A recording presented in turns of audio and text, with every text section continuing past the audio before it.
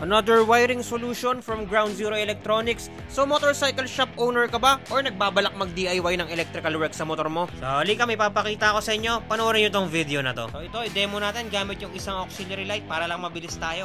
Ito yung Ground Zero wiring harness kit natin. Out of the box.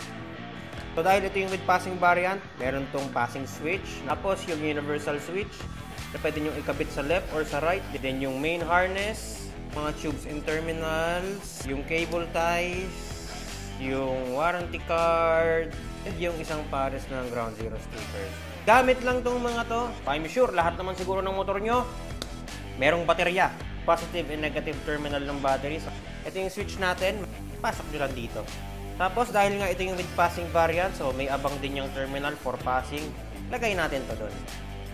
Purple wire natin. Ito yung papunta sa accessory wire ngayon ng bike ninyo. Para hindi nyo na kailangan mag-splice. Kasama yung wire top na to.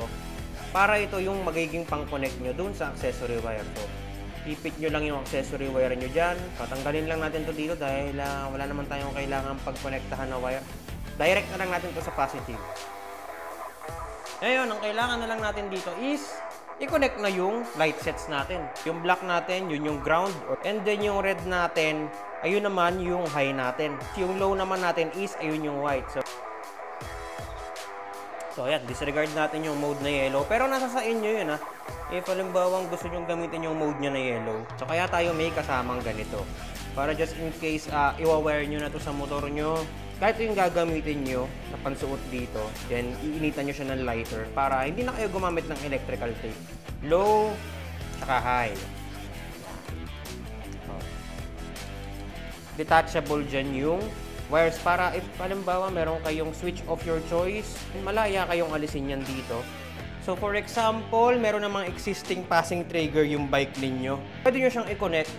So pag na-trigger kasi itong blue wire na to ng positive, mag-trigger yung high ng aux lights natin.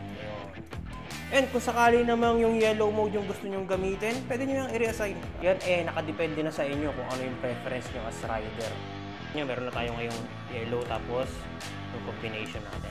Tapos sa mga magdi-DIY, kayong matakot kasi safe yung ating wiring harness dahil naka-fuse yan.